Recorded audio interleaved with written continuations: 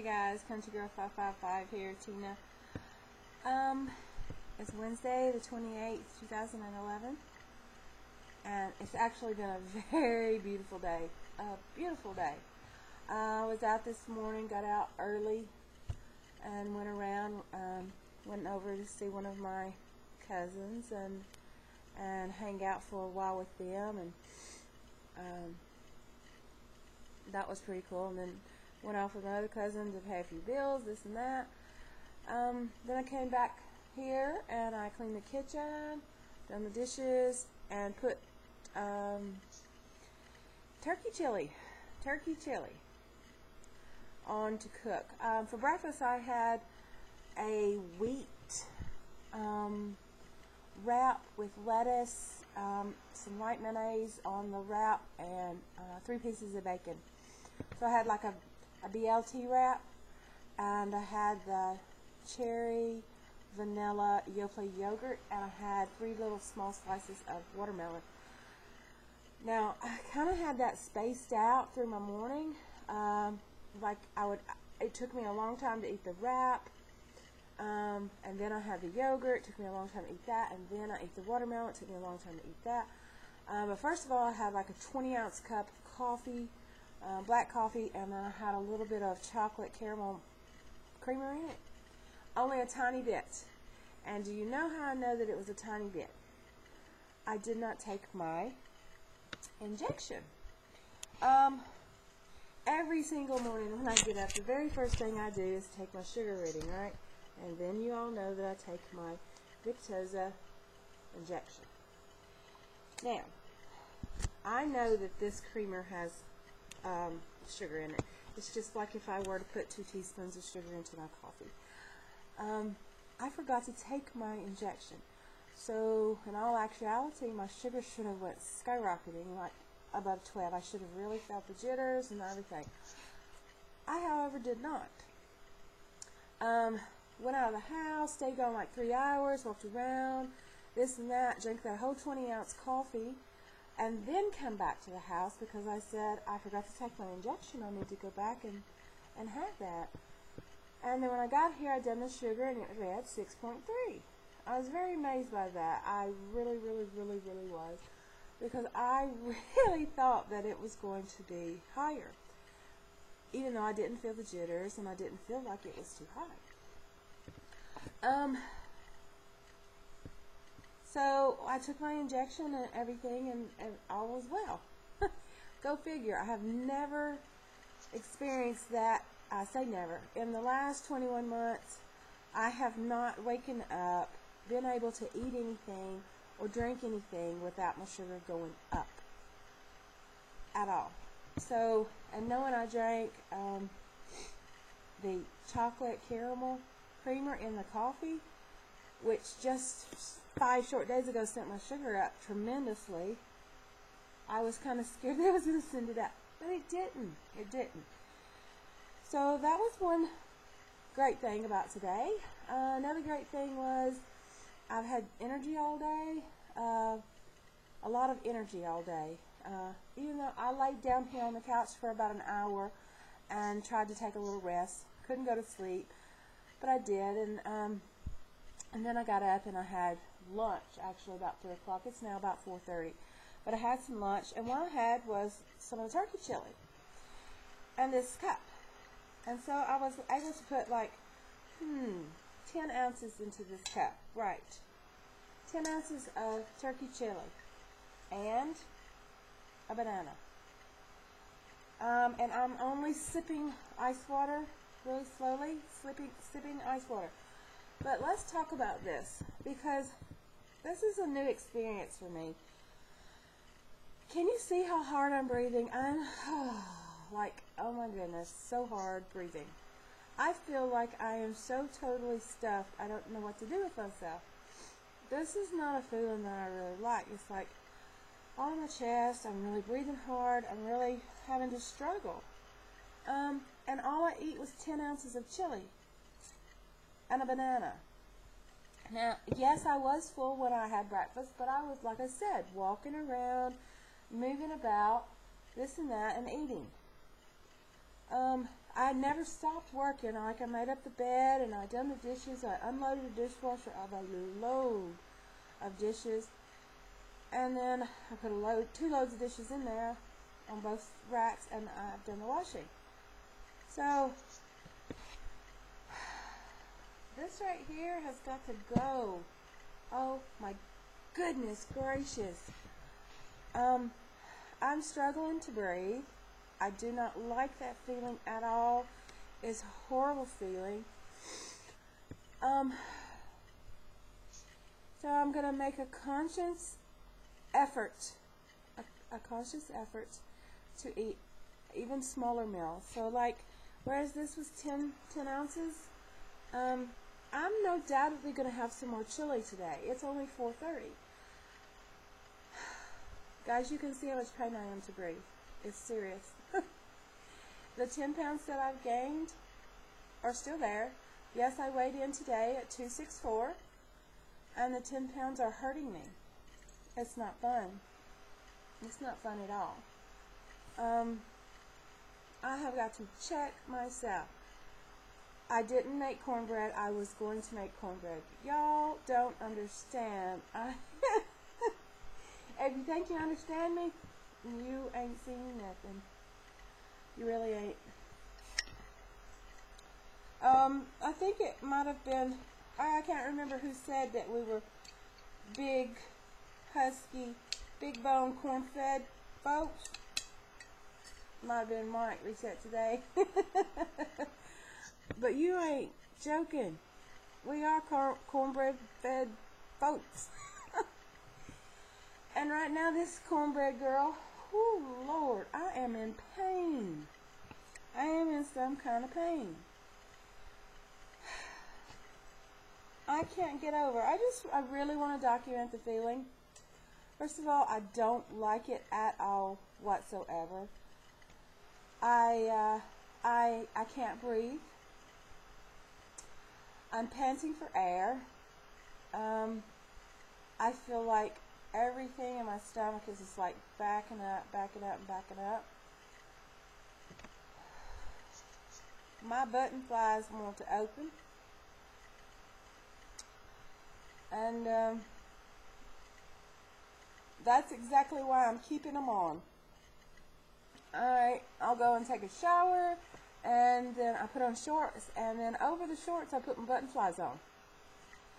Because I want my body and my mind to register that I cannot gain another pound at all. I do not want to gain another pound. So I've managed to keep a pair of pants on, keep them on, instead of doing what I would always do, which is just like run around in my shorts, my skivvies, tank top shorts, whatever, and get that, I can breathe feeling. And when you got that I can breathe feeling, you're so much more prone to shoveling and junk into your face and keeping on. I don't want that I can breathe feeling. I don't quite like this feeling I have of I can't breathe, but it's making it easier for me to not pick on food. Loretta. I am great. I know you're concerned. I'm great.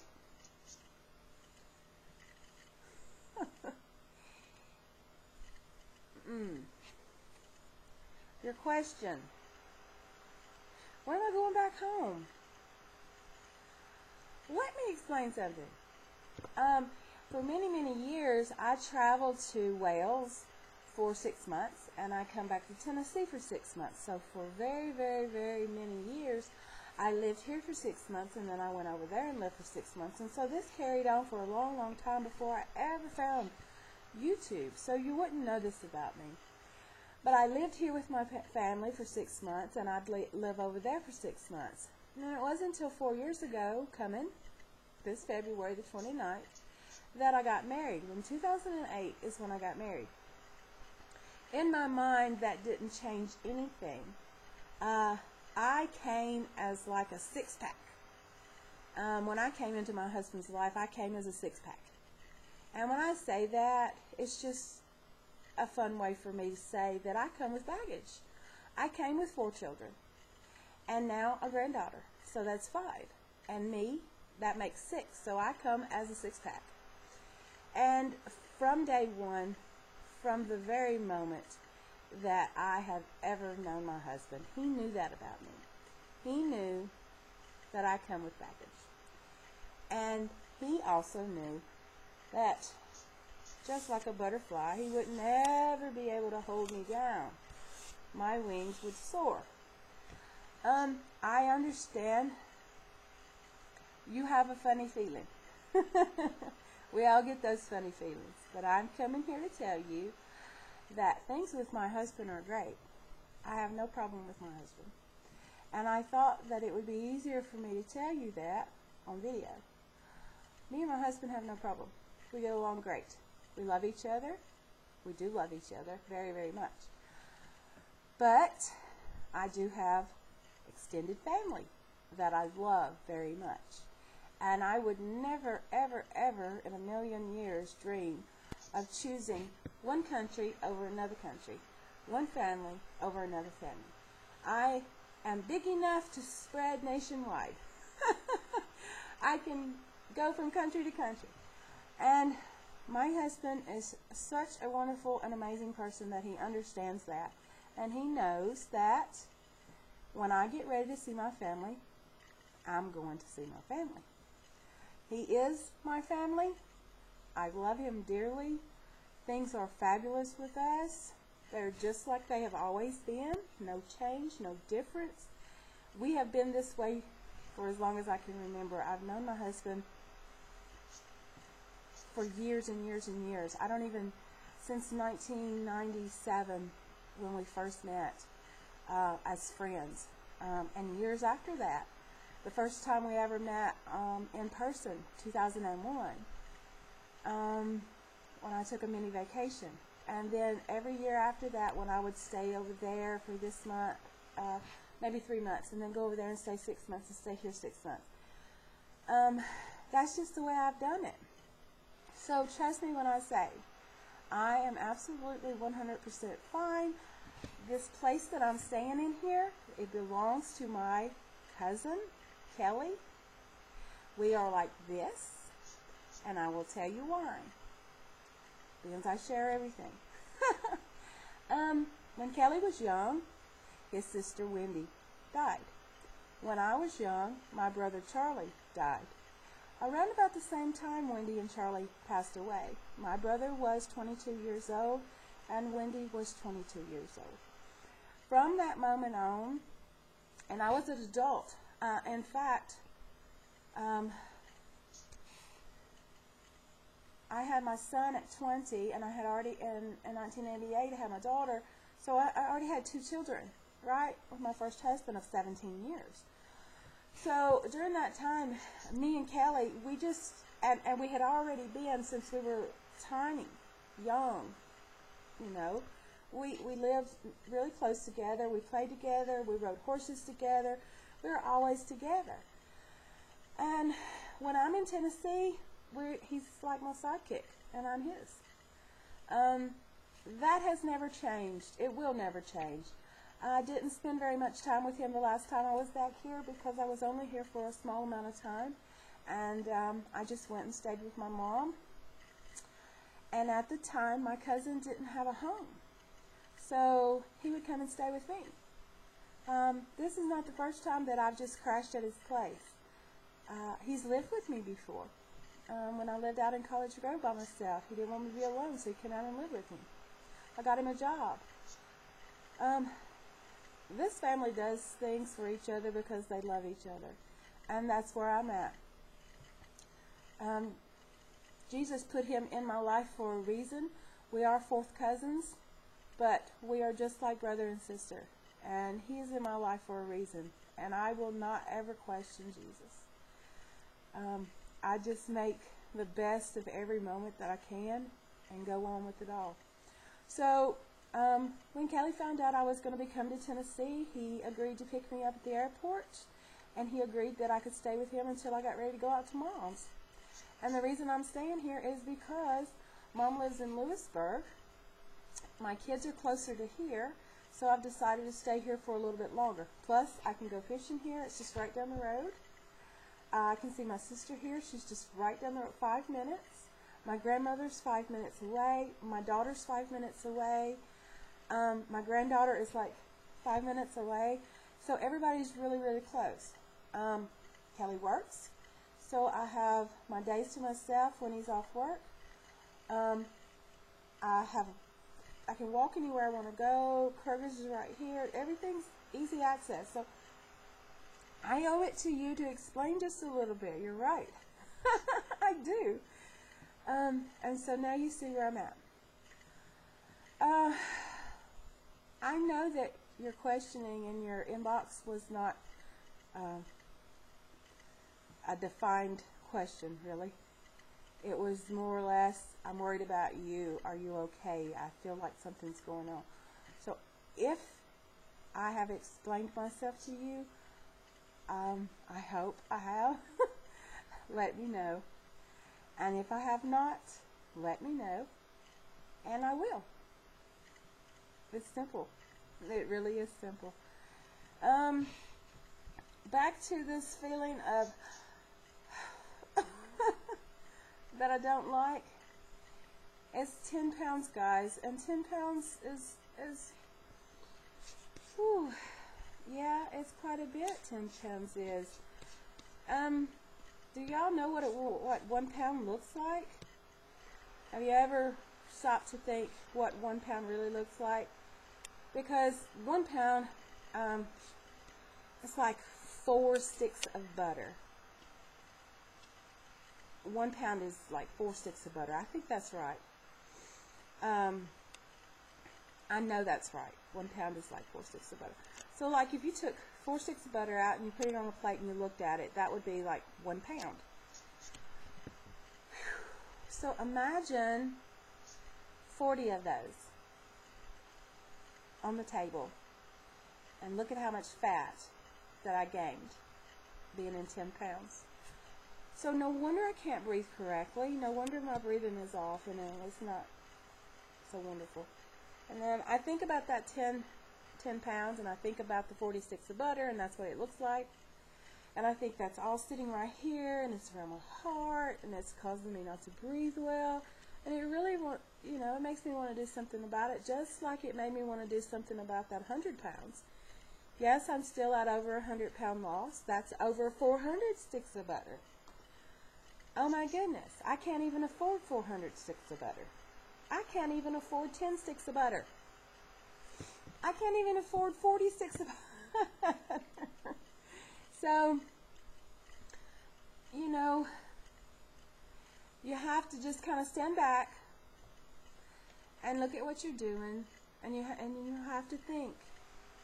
You have to make different decisions. Like I said to myself now, I didn't get a bowl, I got a cup. And I know this is like a 16-ounce cup, and I didn't fill it up. I put about 10 ounces of chili in this. And then I eat that 10 ounces of chili with that banana, and I thought, oh my goodness, I am in such misery. How in the world did I ever sit down and eat a bowl of chili this big? How could I do that? And now I'm thinking, okay, next time I'm only going to fill it to this little line, instead of this one. I'm going to fill it to this one. And I need to pay attention to what I'm doing, because I don't like this feeling at all. And I guarantee you there's more people out there that's going to go through the same things. You're hungry, you've got to eat. Excuse me, you need to get nutrition in, you need to get good healthy nutrition in. That chili is packed full of fiber, packed full of protein. I don't use like a tomato base in it. It has got one small can, like a 8-ounce can, not an 8-ounce can, sorry, a 4-ounce can of tomato paste, and it's got a full 10-ounce bottle of Miller Lite in it. And I didn't put no tomatoes or anything else in it. I just used the Miller Lite. My dad always put beer in his chili, so I have just grown up putting beer in my chili. 1 bottle of Miller Lite goes in every pot of chili I make, no matter where I'm at. And it cooks out, the alcohol cooks out of it. And so it's a better base to me than something different. I just always do it that way. Yeah, it probably throws an extra 200 calories in there, but in a humongous pot of chili like that, if you're only eating 8 ounces at a time, it's not going to kill you. It's not. And why take out the tradition when it's not going to kill you? Yeah, well, putting some fat back and some bacon grease and all that in it definitely is not a wise choice. So I removed those choices. I took that out of it. That's my traditional chili recipe. It's some fat back in it and some bacon grease and all that stuff. So that's not in there. But I guess I've gone on and talked 21 minutes enough. I hope I explained some stuff to you, Loretta. I really do. You watch all my videos. I love you to bits. And I did need to explain those things. And I'm glad you send message of concern. God bless you. I love you. Alright guys, peace out. That's how we roll. God bless you. I'll pray for you and hope that you pray for me. Ta-da. That means bye.